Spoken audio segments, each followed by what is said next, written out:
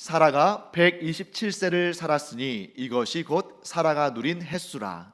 사라가 가나안 땅 헤브론 곧 기럇 아르바에서 죽음에 아브라함이 들어가서 사라를 위하여 슬퍼하며 애통하다가 그 시신 앞에서 일어나 나가서 헷 족속에게 말하여 이르되 나는 당신들 중에 나그네요 거류하는 자이니 당신들 중에서 내게 매장할 소유지를 주어 내가 나의 죽은 자를 내 앞에서 내어다가 장사하게 하시오. 헷 족속이 아브라함에게 대답하여 이르되 내 주여 들으소서. 당신은 우리 가운데 있는 하나님이 세우신 지도자이시니 우리 묘실 중에서 좋은 것을 택하여 당신의 죽은 자를 장사하소서. 우리 중에서 자기 묘실에 당신의 죽은 자 장사함을 금할 자가 없으리이다. 아멘. 우리가 창세기 12장에서부터 그리고 오늘 창세기 23장에 이르기까지 아브라함의 이야기를 지금 함께 살펴봤습니다. 그런데 우리가 잘 알다시피 아브라함의 이야기를 우리가 살펴보면서 꼭 함께 등장하는 인물이 있죠. 그게 누굽니까? 사라입니다. 왜냐하면 아브라함과 사라는 하나님께서 짝지어 주신 부부고 부부는 한 몸이기 때문에 이곳에 함께 등장합니다. 그런데 안타깝게도 오늘 이 창세기 23장에 이르러서 아브라함과 사라가 나뉘어지는 그러한 순간을 우리가 보게 됩니다. 무엇으로 말미암아 나눠집니까? 죽음으로 말미암아. 자, 아브라함이 믿음의 조상이니까 아브라함의 아내 사라, 곧 아브라함과 한 몸인 사라 역시 믿음의 조상이겠죠. 아브라함이 믿음의 조상이라면 사라도 믿음의 조상이고, 아브라함이 복의 근원이라면 사라도 복의 근원입니다. 자, 아브라함이 75세라는 노년에 하나님의 부르심을 받을 때 사라의 나이는 얼마였을까요? 아브라함과 사라의 나이가 10살 차이가 나니까 65세겠죠. 사라 역시 결코 적지 않은 나이입니다. 자, 그런데 만일 아브라함이 하나님의 부르심을 받고 믿음으로 가나안 땅으로 가는 여정을 시작할 때에 만일 사라가 아주 극심하게 극렬하게 반대했다면 나는 그 땅 못 가겠다. 이 갈대아 우루, 이 메소포타미아 지역, 이 문명의 한가운데 이렇게 정들고 또 이렇게 편리하고 가족과 친척들도 다 있고 이런 땅에 내가 머물러 있어야지 왜 그 먼 곳으로 내가 가겠느냐. 거기에 무슨 상황이 기다리고 있을지 어떻게 알고 거기를 가겠느냐 하고 반대했다면 아브라함은 결코 갈대아 우르에서 가나안 땅으로 믿음의 발걸음을 할 수 없었을 것입니다. 곧 아브라함이 하나님 앞에 이 믿음의 발걸음으로 나아갈 수 있었던 데에는 그 안에 사라의 믿음의 동의가 있었기 때문이고, 따라서 아브라함의 믿음의 절반은, 아니 그 이상은 사라의 몫이라고 볼 수 있고, 따라서 아브라함에게 주어지는 복의 절반 혹은 그 이상은 사라의 몫이라고 할 수 있습니다. 자, 무엇보다 하나님께서 사라에게 큰 복을 주신 것 중에 하나가 뭐냐면, 이것 하나면 다른 복들은 그저 그냥 작은 복들에 불과하죠. 그것은 믿음의 계보를 이어갈 상속자, 후사, 그가 오직 누구의 태에서 나올 것이다? 사라의 태에서 나올 것이다. 다른 사람 아니라는 거죠. 왜냐하면 하나님은 분명히 아브라함이 갈대아 우르 땅을 출발할 때부터 누구를 통해서 약속의 아들을 주시기로 작정하신 것입니까? 사라를 통해서. 이미 하나님께서는 사라 안에 있는 믿음도 보신 것입니다. 하나님께서 아브라함 안에 있는 믿음만 보신 것이 아니라 아브라함과 한 몸 이룬 부부인 사라의 믿음도 보신 것입니다. 그러므로 사라는 결코 조연이 아니라 주연이고 조역이 아니라 주역을 감당하는 아주 훌륭한 믿음의 위인이었다 하는 것을 우리가 보게 되는 거죠. 그래서 성경에 보시면 여인들의 죽음에 대한 언급들이 별로 없습니다. 그런데 사라는 아주 자세하게 기술이 되어 있죠. 또한 사라가 얼마나 복된 여인이냐면, 하나님의 말씀이, 즉 성경이 전달되는 곳마다, 그리스도의 복음이 전달되는 곳마다 사라의 이름은 결코 잊혀지지 않을 것입니다. 우리도 이 땅에서 사라의 이름을 계속 들을 것이고 그 여인이 얼마나 복된 여인인지를 늘 우리는 알 것이고 천국에 가서도 사라를 만나볼 것입니다. 그러니 사라가 얼마나 복된 여인인가. 그래서 우리 신약 성경에 보시면 마리아가 성령에 의해서 예수 그리스도를 잉태했을 때 막 놀랐잖아요. 처녀의 몸에 임신 증상이 나타나니까 놀랐는데 그때 천사가 나타나서 뭐라고 말하냐면 내가 하나님께 은혜를 입었느니라 라고 말합니다. 사라 역시 마찬가지입니다. 사라는 하나님의 은혜를 입은 여인이다. 사랑하는 성도 여러분, 우리 신대주 강염교회 모든 여성도들, 또 나아가 이 땅의 모든 여성도들을 이렇게 축복하기를 원합니다. 여러분은 하나님께 은혜를 입은 자들이다.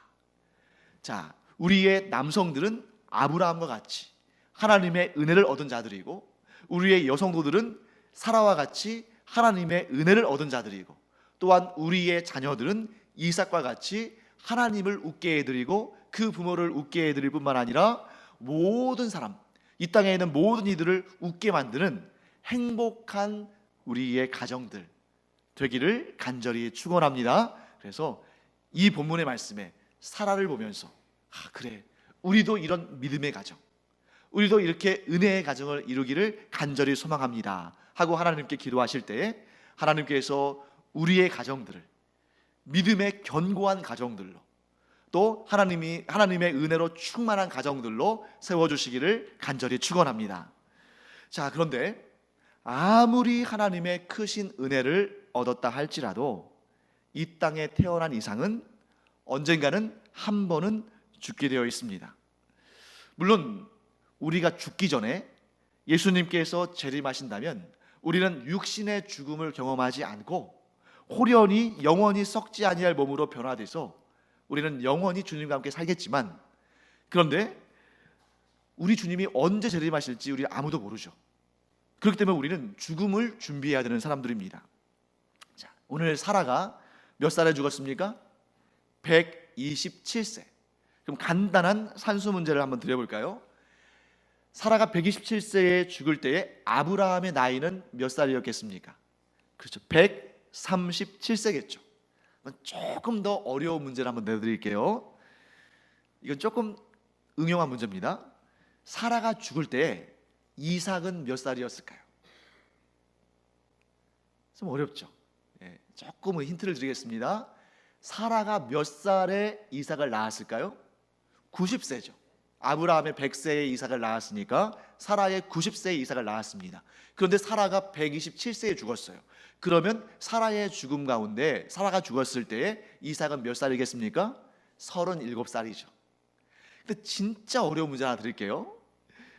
아브라함은 사라가 죽은 다음에 몇 년을 더 살았을까?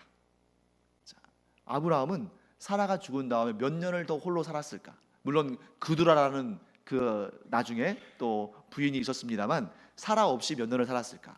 아브라함은 175세를 살았습니다. 그리고 사라는 127세를 살았죠.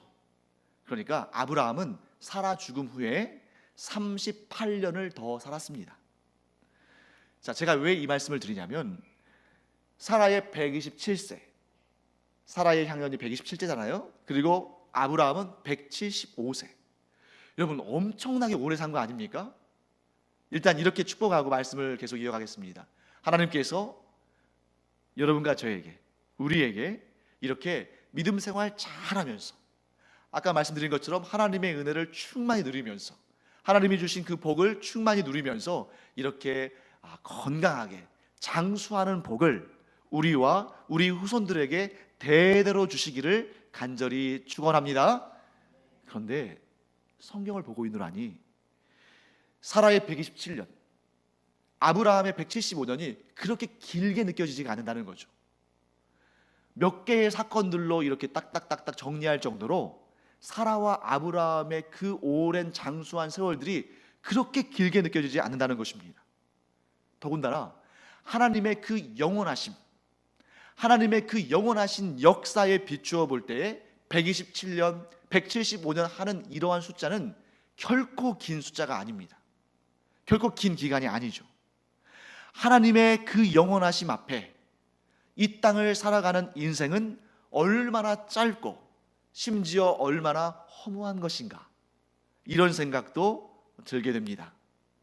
우리가 우리의 인생에 몰입해서 보면, 우리의 인생을 이렇게 겉으로 이렇게 돌아보면 참 어떨 때는 복잡해 보이고, 어떨 때는 또 심각해 보이고, 어떨 때는 또 문제가 많아 보이지만, 그런데 언젠가 우리가 이 땅에서 경험할 우리의 인생의 마지막 날, 우리가 살아온 그 날들을 돌아보면은 이런 마음 들지 않을까요? 왜 그때 그렇게 살았을까? 왜 더 굳건한 믿음으로 살지 못했을까? 왜 더 은혜를 베풀며 살지 못했을까? 왜 더 용기를 내지 못했을까? 왜 더 하나님의 말씀에 순종하지 못했을까? 이런 회한들이 우리 가운데 있을 것 같습니다. 사라의 죽음을 보면서 아브라함도 역시 그런 회한에 잠겼을 겁니다. 좀 더 아껴줄 걸, 좀 더 사랑할 걸, 좀 더 신경 써줄 걸, 그런 생각도 분명히 했을 겁니다. 여러분, 사람은 후회 없는 사람은 없습니다. 모든 사람은 다 후회합니다. 후회하지 않는다면 하나님이시죠. 후회하지 않는 분은 하나님밖에 없습니다. 모든 인간은 후회합니다. 그래서 저는 여러분에게 후회 없는 삶을 살라고 말씀드릴 수가 없어요. 왜냐하면 저도 실수하고 잘못하고 죄를 짓고 후회하는 사람인데, 제가 여러분에게 후회하는 삶을 살지 말라고 어떻게 감히 말씀드리겠습니까? 근데 저는 이런 말씀을 드리고 싶습니다. 우리의 삶이 오직 후회로만 가득 찬 삶이 되지 않기를 축복합니다. 우리의 삶 가운데 후회보다 오히려 감사가, 후회보다 오히려 좋은 기억이, 후회보다 오히려 아름다운 추억들이 더 많은, 무엇보다 후회보다 믿음과 순종의 발걸음이 더 풍성한 그런 우리의 삶이 되기를 간절히 축원합니다. 그러니까 이 아브라함이 사라의 죽음 앞에서 물론 후회스러운 일들도 많았겠죠. 예를 들면 내가 그때 왜 이렇게 믿음이 부족해서 바로를 두려워하고 아비멜렉을 두려워해서 내 아내를 아내라고 소개하지 못하고 누이 동생이라고 소개했는데, 그때 내 아내가 또 겉으로는 따라줬지만, 감사하게도 따라줬지만 속으로는 얼마나 상처받았을까, 이런 마음도 들었을 거예요. 하지만 그것뿐만이 아닌 거죠. 그것만 있었다면 아브라함과 사라의 그런 삶이 너무 비참하겠습니다만, 믿음으로 반응했던 그 역사, 예를 들면 갈대아 우르에서 하나님의 부르심을 받을 때 아브라함도 사라도 믿음으로, 그래 우리가 하나님을 믿고 나아가 보자 하고 그런 믿음의 발걸음을 떼었던 그 역사, 또 100세에, 또 사라는 90세에 하나님께서 정말 믿음으로 주신 그 아들을 품에 안았을 때 그 기쁨의 역사, 그 이후로도 함께 믿으며 하나님의 말씀에 순종하며 살았던 이런 아름다운 역사들이 아브라함과 사라 안에 분명히 아주 많이 있었을 거라고 믿습니다. 그래서 우리 모든 가족들을 이렇게 축복하기를 원합니다. 우리가 분명히 서로에게 상처를 주고, 서로에게 또 좀 아픔도 주고, 또 실수도 하고, 그래서 후회스러운 그런 일들도 이미 많이 있겠지만, 그것과는 비교할 수 없는 더 많은 믿음의 동역의 역사, 아름답고 복된 추억들, 그리고 선한 일들, 또 서로 지지하고 격려하고 힘이 되어주고 용기가 되어주는 그런 아름다운 역사들이 우리의 가정들마다, 또 우리 교회 공동체 전체에 임하시기를 간절히 축원합니다. 자, 이렇게 아브라함이 사라를 추억했습니다. 그리고 아무리 믿음의 사람이지만 아내의 죽음 앞에서 슬퍼할 수밖에 없었습니다. 그렇게 슬퍼한 다음에 이제는 좀 진정이 된 다음에 그 아내 사라의 장례를 위한 일을 시작했습니다. 아브라함이 가장 먼저 한 일은 그 땅의 주인인, 원주민인 헷 족 사람들을 찾아가서 사라를 매장할 매장지를 구하는 일이었습니다. 자, 아브라함은 헷 족 사람들 사이에서는 나그네이고 그 땅에 거류하는 사람이었기 때문에 묘실이 없었습니다. 자기 소유의 묘실이 없었던 거죠. 그래서 아브라함이 헷 족 사람들에게 가서 이렇게 부탁을 합니다. 나는 당신들 중에 나그네요, 거류하는 자이니 당신들 중에서 내게 매장할 소유지를 주어 내가 나의 죽은 자를 내 앞에서 내어다가 장사하게 하시오. 해쪽 속 사람들은 그 말을 듣고 아브라함에게 이렇게 제안합니다. 창세기 23장 6절 말씀입니다. 제가 한번 읽어드리겠습니다. 내 주여 들으소서. 당신은 우리 가운데 있는 하나님이 세우신 지도자이시니 우리 묘실 중에서 좋은 것을 택하여 당신의 죽은 자를 장사하소서.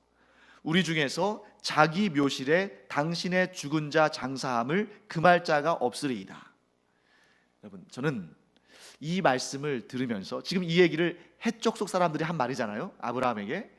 이 말을 들으면서 아브라함이 그들 가운데 거류하면서 참 잘 살았구나, 참 잘 살았구나 하는 생각을 갖게 되었습니다. 해쪽 속 사람들이 아브라함을 부를 때 참 그 호칭이 참 마음을 흐뭇하게 만듭니다. 해쪽 속 사람들이 아브라함을 부를 때 뭐라고 불렀냐면 내 주여라고 호칭을 합니다. 물론 여러분, 이 호칭이 해쪽 속 사람들이 아브라함의 지도나 다스림을 받으며 살았다는 뜻은 아닙니다. 아브라함은 아무리 복 있는 사람이고 아무리 하나님께로부터 큰 은혜를 얻었지만, 그렇다고 해서 아브라함이 이 해쪽 속 사람들 사이에 거류하기는 했지만 그 사람들을 다스린 것은 아니에요. 그러니까 이 해쪽 속 사람들이 아브라함을 향해서 내 주여라고 한 것은 아브라함을 존중하고 또 존경의 의미를 담아서 인사로 한 말이지, 진짜로 해쪽 속 사람들이 아브라함의 다스림을 받는, 즉 아브라함을 주님으로 섬기는 그런 상황 가운데 있다는 걸 말하는 것은 아닙니다. 그럼에도 불구하고 비록 인사치레라 할지라도 이 호칭이 너무 감사한 거죠. 왜냐하면 해쪽 속 사람들이 아브라함을 막대하거나 싫어하거나 미워하거나 한 그런 마음을 갖고 있는 것이 아니라 그를 인정하고 또한 존중하고 있다는 것이 이 호칭 가운데, 내 주여라는 호칭 가운데 담겨 있다는 것입니다. 다음으로 해쪽 속 사람들이 아브라함을 뭐라고 지칭하냐면 당신은 하나님이 세우신 지도자다 라고 말하는 것을 보게 됩니다. 저는 이 호칭과 이 설명을 들으면서 아브라함이 해쪽 속 사람들 사이에서 거류하면서 어떤 삶을 살았을지를 추측해 볼 수 있었습니다. 자, 해쪽 속 사람들의 입에서 하나님이라는 단어가 나오고 있잖아요. 그런데 여러분 잘 생각해 보세요. 지금 가나안 땅에 사는 사람들 중에 하나님의 부르심을 받고 하나님을 믿는 믿음 가운데 있는 사람들이 아브라함의 가정 외에, 아브라함의 집 사람들 외에 또 있습니까? 없죠. 그 가나안 땅에 있는 사람들은 우상을 섬기는 사람들입니다. 그런데 그들의 입에서 하나님이라는 단어가 나온다는 것은 누군가로부터 들었기 때문이겠죠. 그러면 그들 앞에서 하나님이라는 그 거룩하신 이름을 이야기한 사람은 누구겠습니까? 아브라함이겠죠. 하나님께서 아브라함을 가나안 땅으로 보내실 때에 이러한 삶을 기대하신 것입니다. 즉 아브라함은 그 입으로 하나님을 증거할 뿐만 아니라 또한 하나님을 믿는 믿음의 삶을 그 땅에서 살고 있었던 것입니다. 그런데 만일 아브라함이 하나님도 섬기면서 그 가나안 땅에 있는 우상신들도 함께 겸하여 섬겼다면 이 해쪽 속 사람들은 아브라함을 그렇게, 그 아브라함에 대해서 이런 표현, 하나님이 세우신 지도자다, 이런 표현을 사용하지 않았을 거예요. 왜냐하면 자신들이 섬기는 신을 아브라함도 섬겼기 때문에 아브라함이 복을 받았을 거라고 생각했을 겁니다. 왜냐하면 우리가 이런 속담이 있잖아요. 팔은 안으로 굽는다고. 그러니까 아브라함이 바알신도 섬기고 몰렉도 섬기고 아스다롯도 섬기고 아세라도 섬기고 그러면서 하나님도 섬겼다면 아브라함이 누리는 복이, 아브라함이 누리는 형통이, 아브라함 집안의 은혜가 누구로부터 온 겁니까?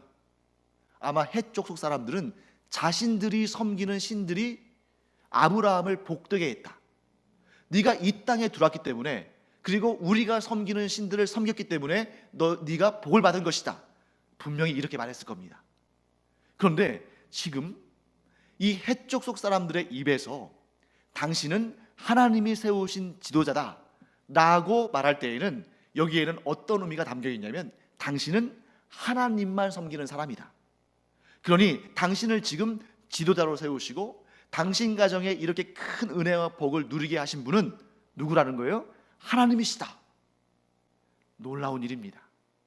이 다신교가 뿌리 깊게 자리 잡고 있는, 어느 누구도 신을 하나만 섬기지 아니하고 많은 신들을 섬기는 그 땅에 거하면서 그 문화에 물들지 않고 오직 하나님만 섬기는 이 일은 정말 어렵고 힘든 일이고 놀라운 일입니다. 여러분, 아브라함이 하나님께 복을 받아서 큰 무리를 이루고 큰 재산을 받고 형성하고 큰 세력을 형성했다 할지라도 아무리 커도 한 가정이죠. 한 무리입니다. 반면에 아브라함이 상대해야 할 사람들은 나라이고 민족입니다. 오늘 식으로 따진다면 족속이죠. 그러니까 아브라함의 가정에, 아브라함의 집에 아무리 사람이 많아도, 아무리 돈이 많아도, 아무리 무기가 많아도 한 나라와 한 족속을 상대할 수는 없는 것입니다. 그러면 제일 먼저 일어나는 감정이 어떤 감정일까요? 불안함.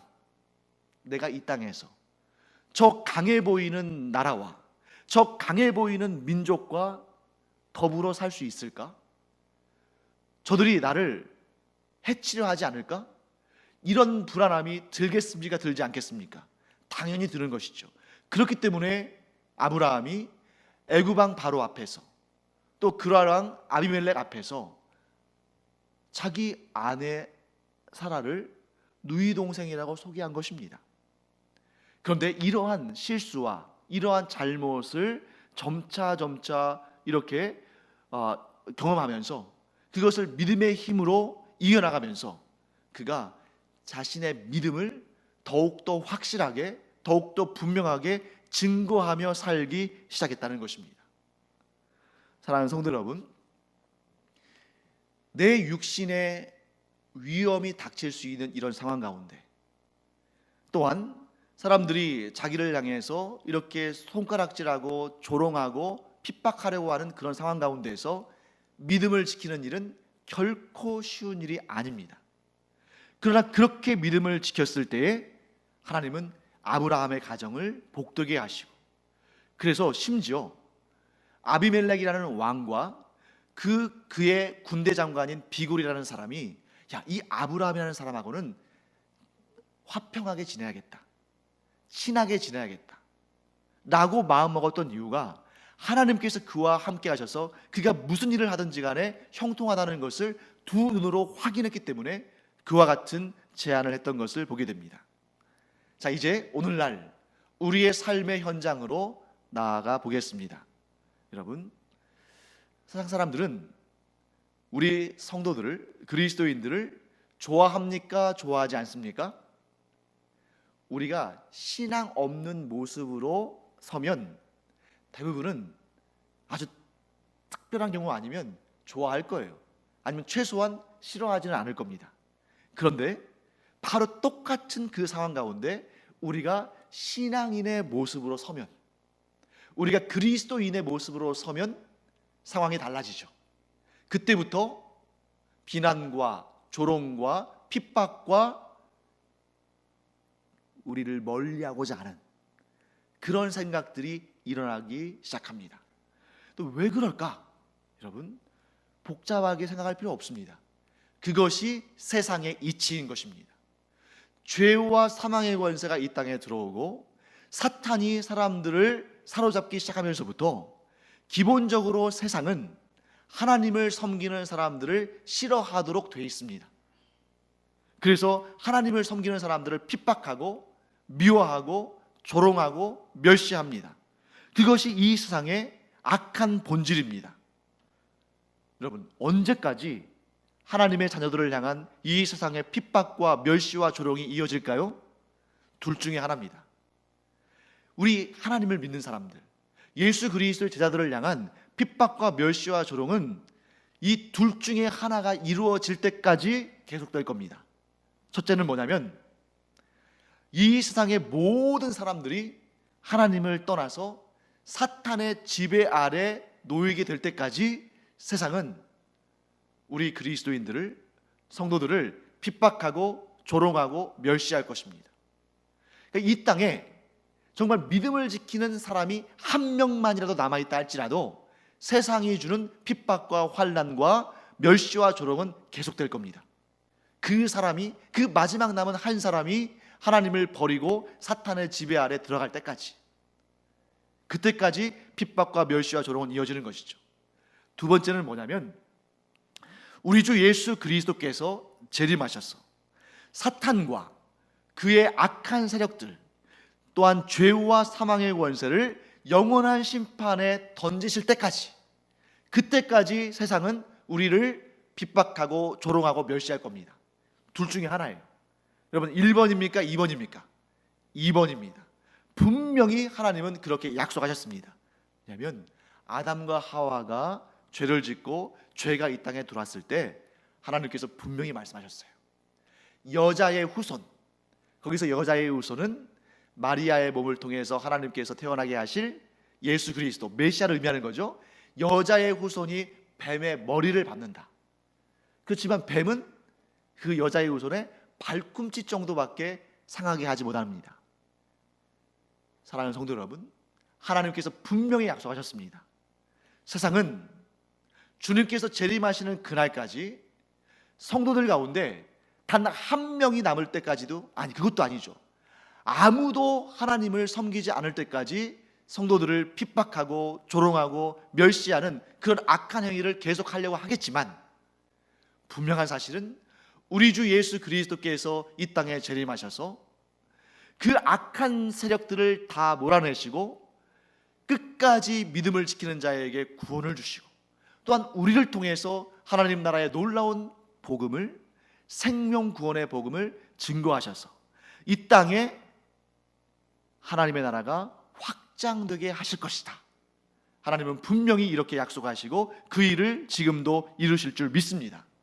그러므로 여러분, 우리가 해야 할 단 한 가지 일, 여러분, 우리가 뭐든지 다 잘하면 좋겠죠. 이것도 잘하고 저것도 잘하고 다 잘하면 좋습니다. 그런데 우리에게 능력이 없고 우리에게 힘이 없고 우리가 정말 한 가지 일밖에 할 수 없다면, 그때 우리가 택해야 할 일은 무엇입니까? 믿음을 지키는 일. 여러분, 우리가 뭐 봉사도 할 수 없고, 또 어떤 경우에는 이런저런 여건 때문에 전도하고 싶지만 전도도 못할 상황도 있을 수 있겠죠. 하지만 우리가 단 한 가지 일만 할 수 있는 그런 상황에 처한다면 우리는 뭘 해야 됩니까? 믿음을 지키는 일을 해야 합니다. 또한 하나님께서는 이렇게 믿음을 지키는 자가 아무리 연약하고 힘이 없다 할지라도, 우리에게는 힘이 없고 우리에게는 능력이 없지만 이렇게 우리가 믿음을 지키면 하나님께서 하늘문을 여시고 온갖 귀한 것들을 부어주셔서 우리를 사용하셔서 하나님 나라를 확장하시는 그 놀라우신 역사를 이루실 줄 믿습니다. 그러므로 우리가 믿음을 지키고, 또한 우리의 믿음을 자녀들에게, 우리 후손들에게 전수하고, 또한 우리가 때를 얻거나 얻지 못하거나 믿음 가운데 있지 아니한 자들, 곧 아직 구원받지 못한 자들을 구원받는 그 길로, 곧 생명구원의 복음을 전하는 그 일에 우리가 쓰임받기를 사모해야 될 줄 믿습니다. 그래서 오늘 우리가 또한 기도할 때에도 이것을 놓고 우리 함께 기도할 텐데, 하나님의 존재를 믿고 하나님의 말씀을 따르며 예수 그리스도의 복음 가운데 거하는 이 삶을 끝까지 지켜내는 것, 이것보다 더 귀한 것은 없다 하는 그런 마음 가지고 우리의 인생 가운데 한순간도 빠짐없이 계속해서 힘써 믿음을 지켜나가는 우리가 되기를 간절히 축원합니다.